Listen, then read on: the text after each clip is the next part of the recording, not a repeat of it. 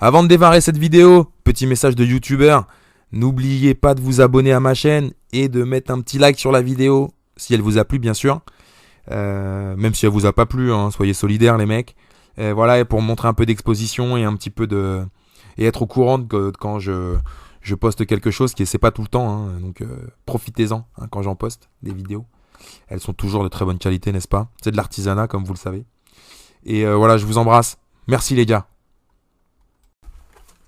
Aujourd'hui, on vous parle d'un livre qui s'appelle La vérité sur la crise financière par George Soros. Donc, c'est un livre qui a été édité en 2008, juste après la crise financière de 2008, n'est-ce pas? C'est traduit de l'américain par Nicolas Wronski et c'est aux éditions de Noël Impact. Donc, c'est un livre qui fait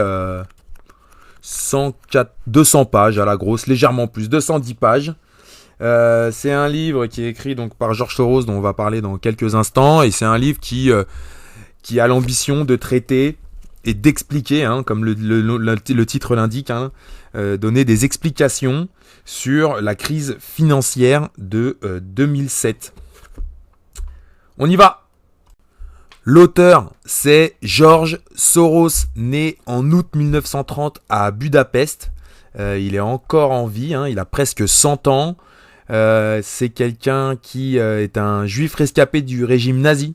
Voilà, financier, philanthrope, lobbyiste, milliardaire américain. Donc c'est un Hongrois à la base. C'est quelqu'un qui a pignon sur rue, qui est très connu, qui a une référence et qui également fait beaucoup parler de lui pour les différentes polémiques et condamnations qu'il a pu avoir. Donc évidemment, il a été condamné par exemple pour le délit d'initié dans l'affaire de la Société Générale dans les années fin des années 80.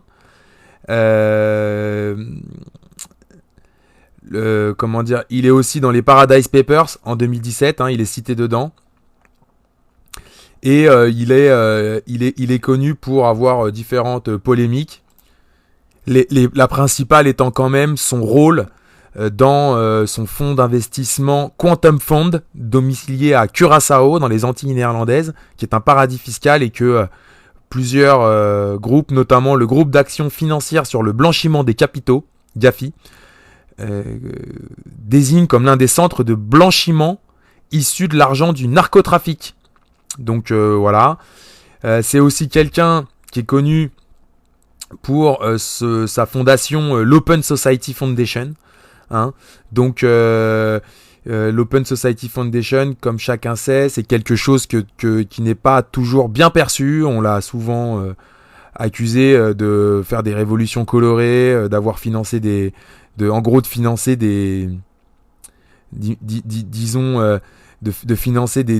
groupuscules ou des groupes de révolte dans certains États divers et variés. Voilà, si vous allez sur sa page Wikipédia, je vous le montrerai, mais il est souvent accusé d'ingérence en Europe centrale, en Europe orientale, et un peu partout le monde. Il a évidemment beaucoup de problèmes avec Orban, mais aussi avec Netanyahou. Donc les gens un peu d'extrême droite, comme qui dirait. Enfin voilà, c'est quelqu'un qui est sulfureux, mais qui a une influence et un point indéniable dans le monde de la finance internationale. Alors pourquoi lire ce livre? Tout bonnement et tout simplement parce que il était gratuit. Je l'ai trouvé dans une cabine téléphonique de livres, Bibliolivre ou je sais pas quoi. Et parce que George Soros, mine de rien, c'est quelqu'un qui est dans le paysage politique international de manière, je dirais, fugace, qu'on voit comme ça, comme une espèce de nuage de fumée. Il y a son ombre qui plane, si on devrait faire un peu de littérature, d'écriture littéraire. Voilà, il y a l'ombre de Soros qui plane, machin. Ça a été démontré à de multiples reprises. C'est pas quelqu'un qui est clean. En revanche, c'est aussi quelqu'un de très très important dans la finance internationale. Et donc la vérité sur la crise financière de George Soros, ça me paraissait être assez pertinent de lire, voir ce que lui il en dit. Et donc on va s'y mettre. Je vous ai condensé ça. Hein. Ça, je l'ai lu récemment. C'est pas comme mes dernières vidéos là que j'ai pas lu récemment. Et je vous fais des textes de longtemps. Là, ça, je l'ai lu cet été. Voilà, c'est un livre qui est comme il est. Voilà. Qu'est-ce qu'ils expliquent ?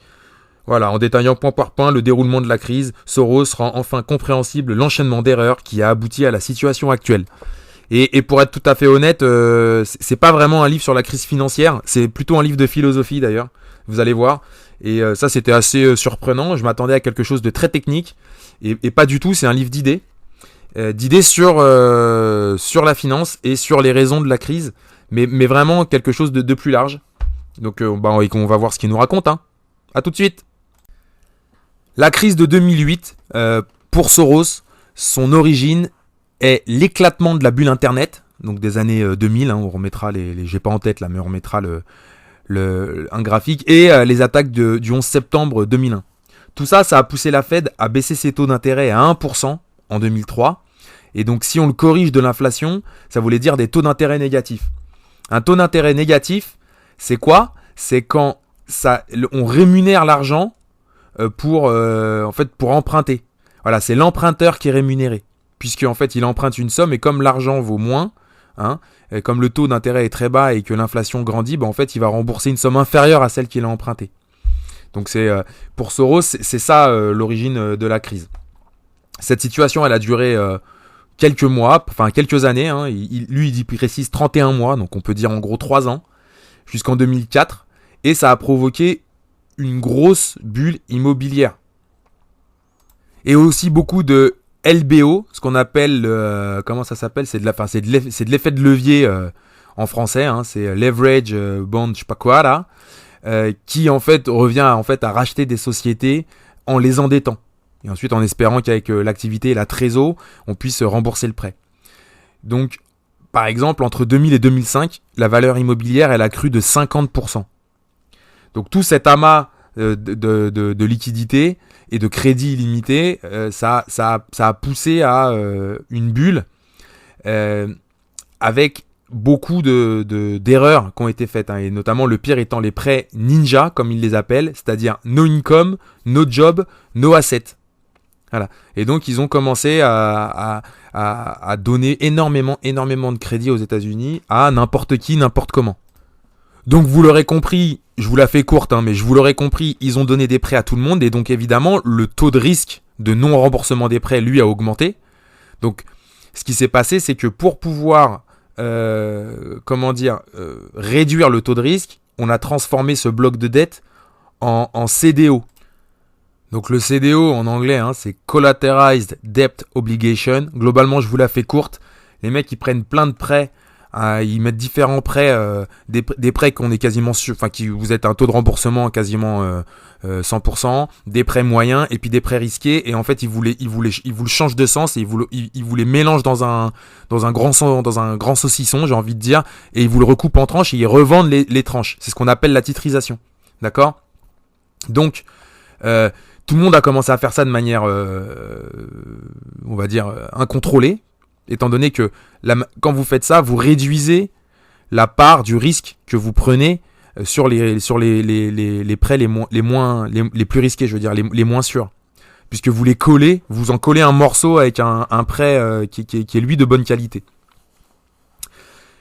Donc en gros, ce qui s'est passé, ce qui s'est passé, c'est ça. Dès 2002, certains spécialistes avaient annoncé la couleur en disant voilà, cette titrisation là, c'est pas possible. Et puis tout le monde les a ignorés, hein, évidemment. Et donc la crise, évidemment, elle s'est déclarée avec les hypothèques des subprimes. Donc je rappelle, voilà, c'est les gens qui n'ont pas remboursé leurs prêts immobiliers. Et puis après, elle s'est étendue à tous les CDO. Et elle s'est étendue à tout le monde. Et donc ce qui s'est passé, c'est que les investisseurs, ils ont cherché à vendre rapidement tous ces crédits saucissonnés. Et résultat, en voulant les vendre rapidement, ça a fait chuter leur valeur. Donc comme ça a fait chuter leur valeur, dans le bilan de la banque, un truc qui valait 100, il valait plus que 50, donc il y a un trou, n'est-ce pas ? Et ça a mis les banques sous tension. Et résultat, plus personne n'osait se prêter aux uns aux autres, puisqu'en fait, on savait jamais ce qu'on était en train de prêter, on savait jamais si quand on allait prêter, on allait être remboursé. Voilà. Et donc le corollaire de tout ça, évidemment, à la fin, je pense qu'on l'a tous vécu, tous ceux qui entendront cette vidéo, ils se sentiront concernés. Ça a affecté les crédits immobiliers, ça a affecté les crédits conso, ça a affecté les crédits auto. Et donc en fait, cette crise financière, elle a affecté l'économie réelle. Voilà. Donc ça, c'est l'explication basique de Soros. Je dirais que il apprend rien. Il y a des livres, moi j'ai vu d'autres livres là-dessus. C'est à peu près ça. Je vous la fais courte. Je vous résume ça en moins de 5 minutes. On terminera sur son avis sur la crise. C'est que c'est la plus grave crise financière depuis 1930 et qu'elle marque la fin d'une ère fondée sur le crédit avec le dollar en monnaie de réserve internationale. Plus globalement, dans le bouquin, Soros, il nous dresse aussi un constat historique, on va dire, de l'activité des marchés financiers. Donc, il définit un concept qui est le cycle expansion-contraction. Voilà, donc on peut comprendre assez rapidement ce que c'est. Il y a des valeurs qui montent et puis après, ça se contracte avec la croissance des pays. Enfin, des exemples, on en aurait plein. Et dans les marchés financiers, ça se traduit un peu par des bulles, entre guillemets, ou des survalorisations. Ça dépend comment on le voit. Alors, il nous parle d'un concept à lui, qui est un concept clé, qui est le concept de la superbulle. C'est-à-dire que c'est une bulle sur la longue durée. Cette bulle-là, elle s'appuie sur deux choses.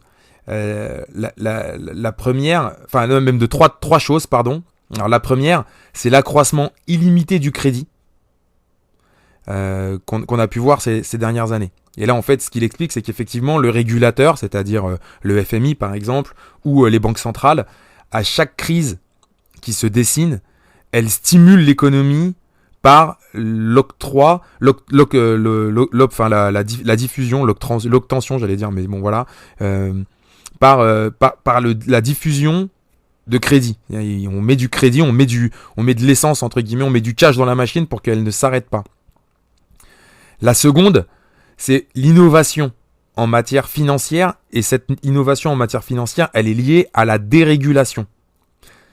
Donc en fait, après-guerre, le marché il était hyper fermé, et après 39-40, c'était très régulé, et au fur et à mesure qu'on a dérégulé pour pouvoir doper l'économie, entre guillemets, renforcer, et on en reparlera juste après, renforcer la mondialisation, ce concept de mondialisation, en fait, il y a des nouveaux produits qui sont sortis, des nouveaux produits financiers. Et là, je parlais tout à l'heure des CDO, il y a un autre truc dans les CDO qui s'appelle les crédits default swap, qui permet, c'est ce que je vous expliquais là, c'est le saucisson qui permet de coller des prêts, de les découper d'un autre sens. Ce genre de choses, en fait, cette innovation en matière financière, c'est une des raisons pour on a créé la super bulle. Parce qu'en fait, on empile des nouveaux produits. Et la croyance que le marché tend à l'équilibre, ça a donné lieu à ces politiques de laisser-faire. Donc ça, on va revenir aussi après, mais il va nous parler de la théorie classique. Donc ça, là, cette croyance que le marché tend à l'équilibre, qui a provoqué la dérégulation, l'auteur, il appelle ça, Soros, il appelle ça le fondamentalisme de marché. Et il le met au même niveau que le marxisme. Donc pour lui, c'est une idéologie qui est mortifère quand même. Ce qui est intéressant à noter, parce qu'on n'aurait pas forcément dit ça, étant donné que Soros, il est quand même le fondateur de la Open Society. Mais bon, voilà. Et enfin, la dernière tendance, elle est liée à la seconde et elle est liée à la première, c'est évidemment la mondialisation des marchés financiers. Voilà, donc le fait qu'on puisse déplacer les capitaux de manière internationale très rapidement grâce aux ordinateurs, effectivement, ça conduit à une espèce de... Ça étale, ça agrandit la superbulle. Voilà, historiquement parlant, la première tendance, c'est-à-dire celle du crédit illimité, elle date des années 30, c'est la crise de 29 qu'il a engagée. Et les deux autres, donc les nouveaux produits qui sont liés à la dérégulation et la mondialisation, ça date plutôt des années 80, et c'est de là que nous date la superbulle, notre ami Soros. Dans ce constat historique, il nous dresse un petit tableau de la mondialisation. Alors il nous dit voilà, c'est une des grandes réussites du fondamentalisme de marché. Et il nous explique que la libre circulation des capitaux, elle empêche les États de les taxer. Ce qui met le capital dans une situation privilégiée, et donc pousse les États à faire plus attention au mouvement de ces capitaux qu'à la situation de leur population. Et ça, franchement, on peut pas dire que ce soit une analyse qui soit erronée. C'était en 2008, on est 20 ans après, ça s'est totalement confirmé. Et c'est comme ça que les intégristes du marché ont triomphé. Ils regrettent, mais la mondialisation, elle n'a pas abouti à cette égalité de conditions de concurrence que le marché libre et ouvert devait imposer, idée qui a été défendue par les fondamentalistes du marché. Voilà. On va pas donner de nom, mais on peut penser à tous ceux qui sont toujours pour la dérégulation. Par exemple, Macron peut-être. Je pense qu'il serait dedans. Il nous dit même, Soros, qu'au contraire, la régulation est sous le contrôle d'autorités représentantes des pays développés. Donc là, par exemple, il cite en particulier, il dit, les États-Unis, ils ont un droit de veto au FMI, ce qui n'est pas le cas pour les autres. Ils ont un droit de veto à la Banque mondiale. Et en plus, ils ont le dollar comme monnaie de réserve, acceptée par les autres banques centrales. Donc, résultat, les États-Unis sont dans une... Cette ouverture de la mondialisation, en fait, ça a renforcé la position dominante de certains, et en particulier les États-Unis. Et ça a détérioré la position des autres. Et d'ailleurs, là, on fera une parenthèse d'actualité, mais la dédollarisation est un sujet très important, est un sujet porté par les BRICS, par exemple. Et on peut comprendre pourquoi nombre de pays souhaitent sortir de cette dollarisation, au moins réduire son influence. Donc il nous dit, voilà, la levée de toute barrière de circulation des capitales a eu en réalité un effet de concentration de celui-ci vers les actifs financiers des pays développés, États-Unis en tête. Toute l'épargne mondiale, elle a été investie aux États-Unis, donc captée par le centre, et redistribuée ensuite par ce centre. En gros, c'est, comme on l'a dit, c'est Wall Street et la City si on mettra les valorisations boursières peut-être de ces deux places financières versus le reste du monde, mais on est, je pense, j'ai pas sous les yeux, mais je le mettrai, je pense qu'on est sur des niveaux qui sont rien à voir, quoi. C'est pas les mêmes divisions. Et il nous explique que c'est comme ça que le consommateur américain dans les années 80, 90, début 2000 est devenu le moteur de l'économie mondiale. Un autre tableau qui nous brosse, c'est sur la libéralisation. Il nous le respecte, donc je vous l'ai dit il y a 2 secondes, à la fin de 39-40, les marchés étaient fortement régulés. On a desserré l'étreinte avec le temps, et puis on l'a fortement lâché pendant les années 80. Étant donné que les marchés ne tendent pas vers l'équilibre, il y a eu des crises récurrentes. L'idée qu'ils tendent vers l'équilibre, c'est la théorie classique qu'on va aborder juste après. C'est l'offre et la demande qui se croisent au bon moment, défendue par les fondamentalismes du marché. Et en fait, ce qui défend ici notre ami Soros, c'est que on dit toujours ça marche pas parce qu'en fait c'est pas assez libre et on s'enfonce là-dedans. Donc c'est un peu ça qu'il explique. Et il dit le problème c'est que pour les pays développés, et là il parle en particulier des États-Unis vu le poids qu'ils ont, c'est que le déficit commercial plus le déficit budgétaire, ça à partir des années 80, égale expansion du crédit. Ce déséquilibre aurait pu continuer longtemps, puisque d'un côté on avait les Américains qui étaient contents de consommer plus qu'ils ne produisaient, et de l'autre la Chine et le reste de l'Asie, mais notamment la Chine, contents de produire plus qu'ils ne consomment. Et ça c'est la situation qu'on a eue, même qu'on a encore aujourd'hui d'ailleurs. Si vous regardez les balances commerciales, on mettra la balance commerciale sino-américaine. C'est ce qu'on a eu pendant longtemps.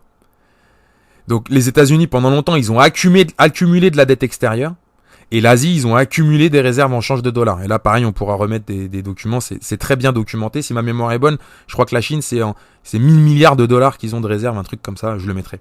Simplement, Soros ce qu'il nous dit c'est que la bulle immobilière aux États-Unis, elle a mis fin à cette situation. Et la crise des subprimes, c'est le détonateur du dégonflement de la superbulle. Donc aussi, ça rend le dollar moins attractif. Et ça empêche la relance par l'impression de billets. Alors là, on n'est pas tout à fait d'accord avec lui, puisque je pense que c'est pareil si on regarde. C'est quand même comme ça qu'on aura relancé par la suite la machine. Et donc, une des corollaires, c'est que comme les banques ne sont plus assez solides, tout ce que va proposer la Fed va être capté par les banques et ne redescendra pas jusqu'aux clients, et ça rend le ralentissement de l'économie inévitable. Là-dessus, il a raison. On fait un petit point d'analyse vite fait. Là-dessus, il a raison, mais de mémoire, c'est pas exact. Ils ont quand même imprimé beaucoup de billets et ça a fini par relancer l'économie. J'ai envie de dire quoi qu'il en coûte, comme dirait l'autre taré. Dans le livre, Soros il critique beaucoup la théorie de l'équilibre, la théorie classique. Donc, la théorie de l'équilibre, on va la rappeler rapidement. La science économique s'efforce de copier la science naturelle en proposant des généralisations qui visent à expliquer, mais qui visent aussi à prédire les événements, comme en mathématiques. La théorie de la concurrence pure et parfaite, déterminant l'équilibre entre offre et demande, censée indiquer le prix du marché. Elle affirme que la recherche de son intérêt personnel par chaque acteur aboutit à l'allocation optimale des ressources. Le point d'équilibre est atteint quand le coût marginal du producteur est égal au prix du marché et quand le consommateur achète une quantité dont l'utilité marginale est égale au prix du marché. Voilà. Je pense que tout c'est clair pour tout le monde. En gros, quand vous vendez un truc, il faut que les mecs, ce soit le bon prix et c'est là en fonction de la demande que vous faites le bon prix. Voilà, on va la résumer comme ça. Je mettrai des courbes là et puis ça sera imagé. Ah, il critique beaucoup cette théorie classique, hein, voilà. Et l'erreur fondamentale de cette théorie classique pour Soros, c'est que un des postulats de la théorie, c'est la connaissance parfaite. Et la connaissance parfaite du marché. Hein.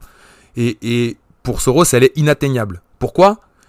Parce que notre compréhension du monde est forcément imparfaite, étant donné que nous sommes nous-mêmes une partie du monde. Et ça, cette idée, cette erreur, elle vient de la tradition intellectuelle occidentale, qui a passé son temps, depuis les Lumières en gros, à séparer pensée et réalité.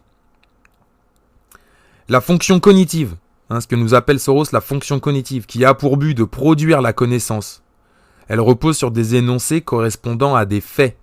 Et pour cela, énoncés et faits doivent être traités comme des catégories distinctes.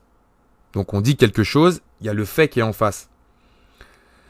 Et résultat, dans le monde naturel, ça existe, mais ça n'existe pas dans le monde social.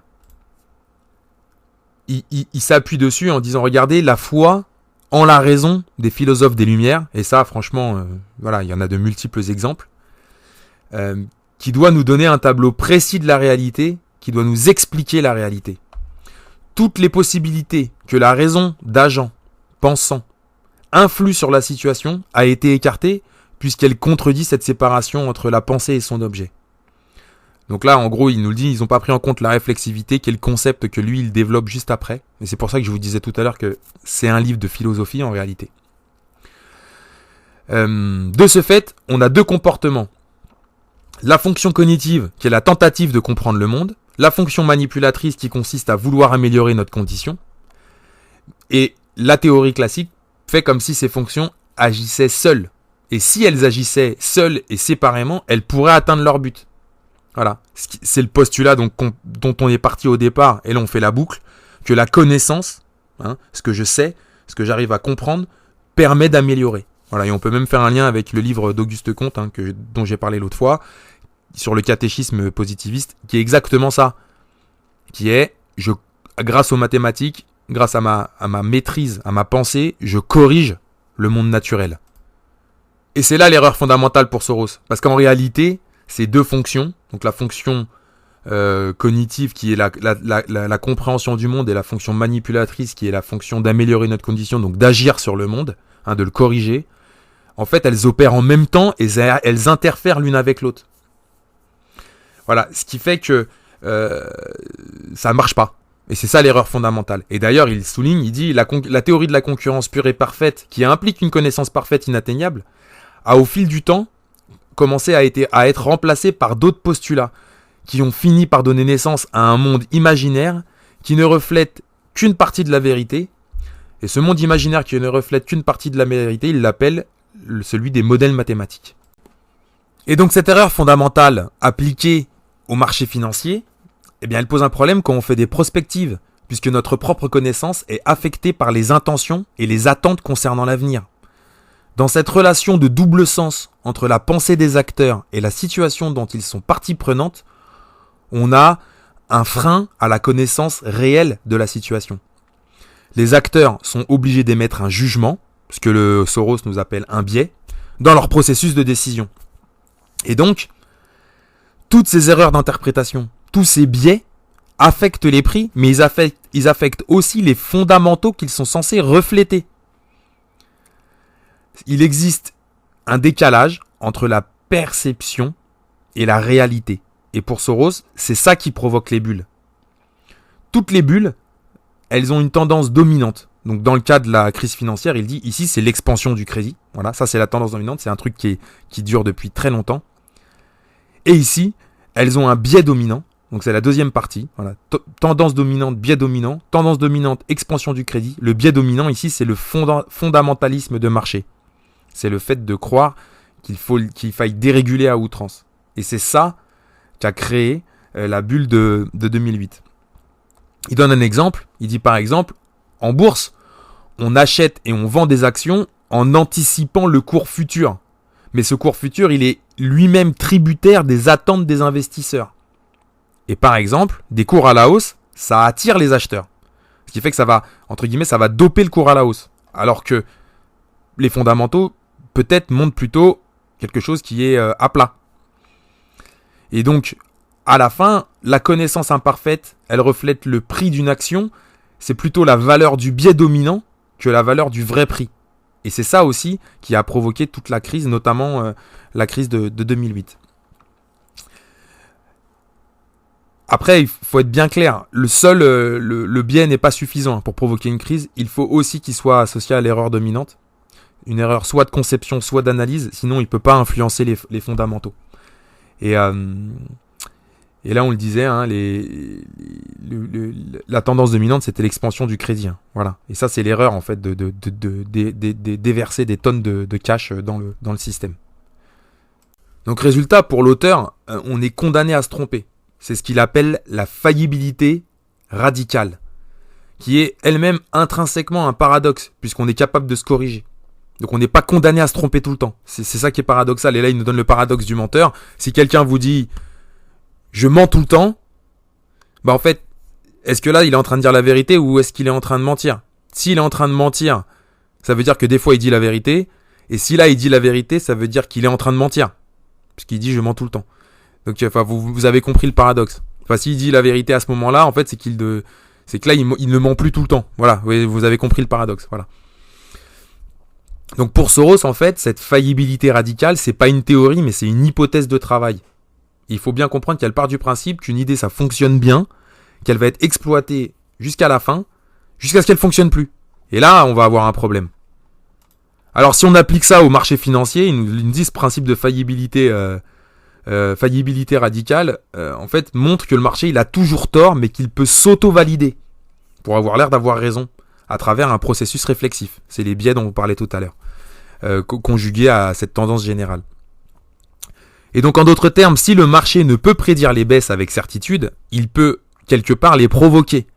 Parce que pris dans leurs erreurs, ils peuvent se trouver empêtrés dans des processus cumulatifs qui deviennent finalement autodestructeurs. Et là, vraiment, c'est la crise de 2008. C'est-à-dire que on a eu cette allocation, ces taux négatifs qui ont provoqué une expansion incontrôlée du crédit, de nouveaux produits financiers qui ont été là pour, on va dire, cimenter cette croissance du crédit, quoi, pour la transformer.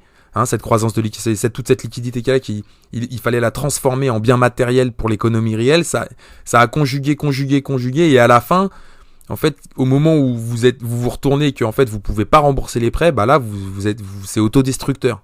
Voilà.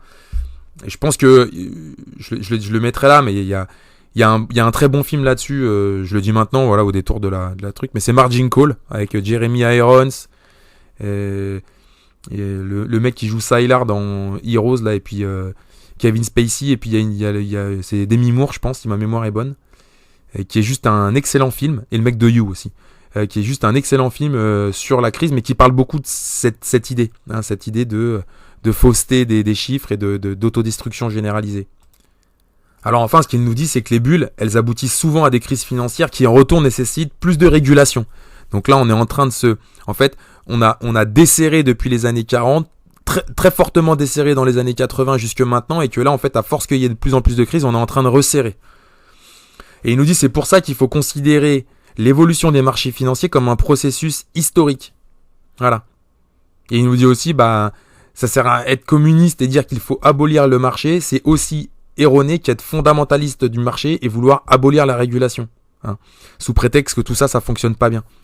Voilà, pour Soros, il faut renforcer la régulation pour mieux l'adapter et ainsi essayer de combler cette faillibilité radicale inévitable pour réduire la puissance des bulles. Alors on va rentrer dans le cœur du livre. Qu'est-ce que la réflexivité ? Alors la réflexivité, c'est un nouveau cadre conceptuel qui explique que les idées fausses et les erreurs d'interprétation jouent un rôle majeur dans l'évolution du cours de l'histoire. Vous l'aurez compris avec tout ce qu'il a expliqué précédemment. Étant donné que les acteurs ont une pensée double, d'un côté, ils vont s'efforcer de comprendre la situation, c'est ce qu'on a dit tout à l'heure, la fonction cognitive, Et de l'autre, ils veulent améliorer leurs conditions. Ils veulent quelque part changer la situation, avoir leurs mains dessus, ce qui est la fonction manipulatrice, ce qui est quelque part une philosophie positive au sens d'Auguste Comte. Et donc, comme ces deux fonctions, elles agissent ensemble, ça crée une interférence. Et cette interférence, l'auteur l'appelle la réflexivité. La réflexivité, si on doit la définir, c'est un mécanisme d'interaction réciproque entre l'énoncé, en rendant sa validité indéterminée, et les faits, en introduisant un élément d'indétermination dans le cours des événements. Voilà. Donc, en somme, il nous dit ce qu'on dit et ce qu'on fait, c'est deux choses différentes. Et l'analyse qu'on doit faire, c'est ça. Alors, il a utilisé cette théorie, mais elle n'a jamais été prise au sérieux, et il en a de grands regrets. Alors, c'est pour ça que dès qu'il y a eu la crise de 2008, vous l'aurez compris, il a sauté sur l'occasion pour écrire ce petit livre.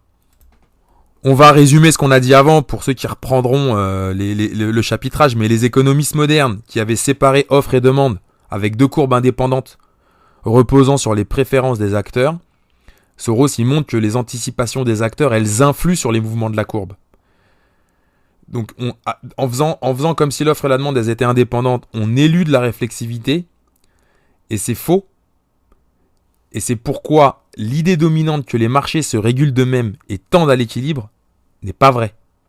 La vérité, c'est qu'il y a un élément d'incertitude entre la fonction cognitive et la fonction manipulatrice qui impacte les décisions, et c'est ça la réflexivité. C'est le fait que ce qu'on attend, en fait, nous empêche de comprendre correctement, mais influe sur l'évolution qu'on va donner au cours des choses. Par exemple, si je dis « il pleut », c'est soit vrai, soit faux. Et ça, c'est objectif. Il pleut ou il pleut pas. Mais si je dis « tu es mon ennemi », c'est soit vrai, soit faux, selon la réaction que notre interlocuteur il va avoir face à cet énoncé. Et en cela, ça, c'est réflexif. Ça montre que c'est pas objectif. Voilà. Il y a un seul aspect objectif de la réalité, mais il y a autant d'aspects subjectifs que d'acteurs. Et donc sur les marchés financiers, on distingue les événements routiniers qui répondent aux lois du marché. Par exemple, je sais pas, vous avez une abondance de consommation, enfin de produits qui arrivent sur le marché, ça va faire baisser la valeur. Ça, c'est quelque chose de routinier. Et puis vous avez les processus réflexifs qui ne relèvent pas de ça. Par exemple, les nouveaux produits financiers, et puis l'attrait qu'ils peuvent avoir à cause des rendements très importants en dissimulant le risque. Et là, on parle des CDO et des CDS de tout à l'heure.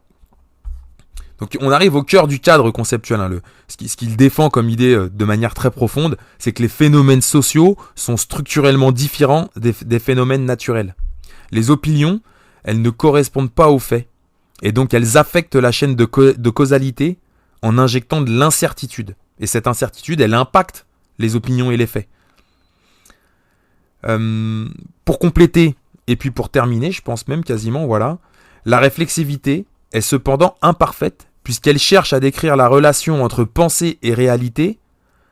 Et là aussi, il fait la même erreur en gros mais il le reconnaît que les théoriciens classiques sur l'offre et la demande, en séparant pensée et réalité. Alors qu'en réalité, la pensée est partie de la réalité. Voilà. Donc, en définitive, la réflexivité nous apprend que la quête de vérité, elle est importante malgré tout. Parce que les idées fausses, elles ont des conséquences négatives inattendues. Et donc, dans un marché financier, on essaye évidemment d'éviter l'inattendu. En fin de compte, il nous propose des réponses à la crise et une conclusion. Alors, pour Soros, c'est évident que l'économie est en train d'être saccagée par une financiarisation à outrance et que le secteur financier doit être repris en main. Les excès des marchés, ils sont dus en particulier au manque de contrôle des régulateurs. L'idée même que la gestion du risque soit laissée aux mains des acteurs eux-mêmes est une aberration. Cependant, il nous dit, revenir aux règles d'après-guerre serait également une grave erreur puisque le crédit stimule la productivité, c'est vrai, mais aussi la flexibilité et il stimule aussi l'innovation, qui est la base de la croissance. Donc la principale leçon de la situation actuelle, de la crise de 2008, c'est que les autorités monétaires, donc les banques centrales, elles doivent contrôler l'offre de monnaie, mais aussi l'offre de crédit.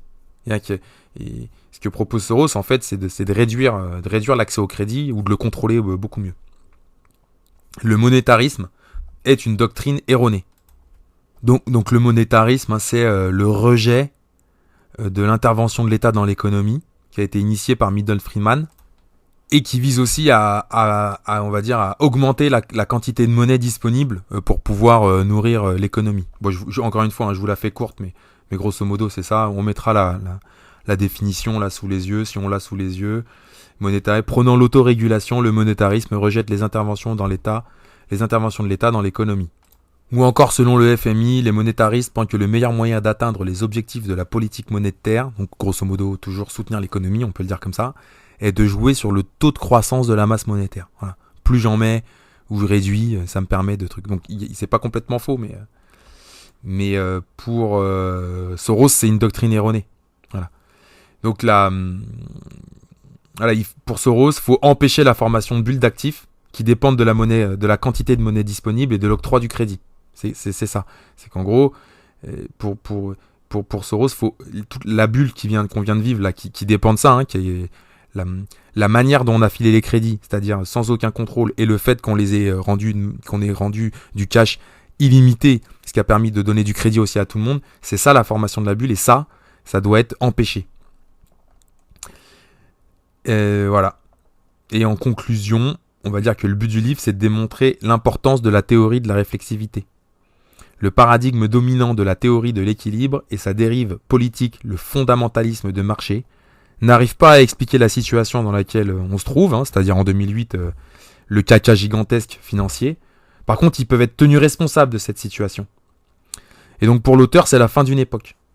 Globalement, c'est la fin d'une époque appuyée par la stabilité financière basée sur les États-Unis et avec le dollar comme monnaie de réserve. Et il voit une période d'instabilité qui sera suivie, il l'espère, par un nouvel ordre mondial. Alors si on doit se risquer à un premier commentaire, je dirais que la bonne surprise en lisant ce livre, c'est que c'était pas un livre ultra technique. J'ai lu des livres de journalistes sur la crise de 2008, j'ai dû en lire un ou deux. C'était toujours des livres qui étaient un peu compliqués comme ça expliquait comment ça marchait les crédits d'InfoSwap, donc j'ai essayé de vous expliquer ça en 2 secondes, mais voilà, ceux qui veulent vraiment aller voir, vous pouvez garder l'idée que c'est comme si vous prenez plein de prêts de qualités différentes, vous les mixez ensemble, vous les mettez dans un saucisson et puis vous coupez le saucisson en tranches et vous vendez les tranches de saucisson. Voilà, ce qui vous permet d'appuyer les crédits qui valent rien ou dont le risque est très élevé sur des crédits dont le risque est très faible, et ça a permis aux banques de multiplier les crédits comme ça, étant donné que vous diluez les risques. Donc c'est un livre de philo avec une critique historique en plus au passage, qui est un livre qui est un peu fastidieux parce que c'est traduit de l'américain, je sais pas si c'est extrêmement bien traduit, et puis parce que Soros c'est pas un grand écrivain, ça se voit tout de suite. Donc voilà. Et c'est un livre qui est assez intéressant puisque je trouve que effectivement là-dedans Soros il défend certaines idées que je n'aurais pas pensé défendre, et puis parce que sa théorie de la réflexivité, elle est cohérente. Alors elle est un peu brouillonne, elle est un peu floue, parce que comme je le disais tout à l'heure, ça se voit, c'est pas un philosophe, donc en termes de concept, c'est un peu le bordel. Il a du mal à ciseler les contours de manière claire de son concept, Ça c'est une évidence. En revanche, la critique qu'il adresse, elle est réelle, et l'interférence entre la fonction cognitive et la fonction manipulatrice, notamment dans un contexte de marché financier où la perception des événements est souvent très différente de la réalité factuelle. Enfin, très souvent, non, pas très souvent, mais ça peut arriver, ça peut beaucoup induire en erreur, et on peut s'auto-valider. Et ça, je pense que c'est une critique qui est assez intéressante. Je crois pas qu'elle ait beaucoup fait son chemin depuis, et je crois pas qu'il l'ait beaucoup mise en avant. En plus de livres, là, c'est un livre, je dirais, qui présente ça un peu sur la crise financière de 2008, qui présente cette idée, ce concept. Et donc c'était un peu surprenant. Le deuxième commentaire qu'on peut faire, c'est que les positions qu'il prend dans ce livre, sur la régulation, sur l'octroi du crédit, sur toutes ces choses-là m'ont pas mal pris à contre-pied. Je le disais en préambule, en présentation de l'auteur, mais Soros, c'est l'Open Society, c'est les révolutions colorées. Bon, je vais même pas l'embêter avec ses délits d'initié et puis son blanchiment de l'argent, parce que quand on est un financier de très haut niveau comme lui, je pense qu'on y est confronté de gré ou de force, et qu'on est que ça fait partie du boulot. C'est un aspect professionnel entre guillemets.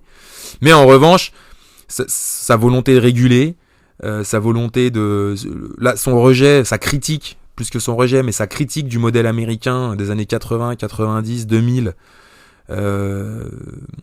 m'a un peu surpris. Je m'attendais pas à ce qu'il prenne ce positionnement-là, qu'il ait cette posture-là vis-à-vis du marché financier. Alors évidemment, il défend il défend pas ce modèle-là, puisque ce modèle-là, il a fait beaucoup de mal à la finance, et peut-être à lui aussi d'ailleurs, dans ses fondations et ses structures qu'il avait. En revanche, on est quand même, moi ça m'a quand même un peu surpris, parce qu'il est quand même beaucoup sur un retour en arrière à certains égards vis-à-vis des marchés financiers. Retour qui, il faut le dire aujourd'hui, n'a pas réellement été fait. On est depuis la crise financière 2008, là ils ont mis des stress tests aux banques, ils ont cherché à réguler un peu mieux et tout ça, mais les dérives budgétaires des États, par exemple, et les dérives d'endettement généralisé, ça a continué. Ça, finalement, la solution à la crise, ça a été de rajouter, faire de la planche à billets, et de rajouter du crédit, encore du crédit et encore du crédit. Je pense qu'on pourra l'illustrer ici. Alors évidemment, il dit pas tout aussi dans ce livre, et il faut bien voir que il peut y avoir des effets de bord dans ce qu'il dit, puisque par exemple, réguler l'octroi du crédit, c'est aussi empêcher les gens de devenir propriétaires, par exemple. Voilà, et au vu de ses critiques sur le marché immobilier, même s'il critique des dérives, c'est-à-dire qu'à un moment donné, il nous explique que, je crois qu'en 2004, juste avant, ou 2005, juste avant la crise, il y a la moitié des achats qui sont des résidences secondaires ou des placements financiers. Donc en gros, on fait du crédit à long, moyen terme, ça pèse sur l'activité. Ou c'est de la résidence secondaire, donc c'est vraiment, c'est parce que les crédits étaient pas chers que les mecs achètent ça. Est-ce qu'attention, il n'y a pas un effet de bord aussi derrière, et lui une volonté derrière en resserrant le crédit, d'empêcher l'accès à la propriété. Et là on le rajoute, on le mettra à plus long horizon sur ce qu'on s'était dit, par exemple en regardant Covid-19, The Great Reset, et tous les gens du World Economic Forum, enfin tous les gens, en tout cas certaines personnes du World Economic Forum importantes, dont l'ancien chef, Klaus Schwab, qui expliquait qui défendait une certaine idée de gratuité, d'économie circulaire à travers la fin de la propriété privée. Donc voilà, on en reste là sur ce deuxième commentaire. Voilà, j'espère que ça vous a plu. On est le 26 novembre, il est 12h30. Je termine là-dessus. Livre intéressant au passage, qui permet aussi de voir un peu ce que pensent, entre guillemets, si on se positionne comme ça de but en blanc, un peu les adversaires de la classe moyenne, pour être très clair. Ça m'a un peu, je l'ai dit à l'instant, là, ça m'a un peu désarçonné, puisque je m'attendais pas exactement à ce type de livre.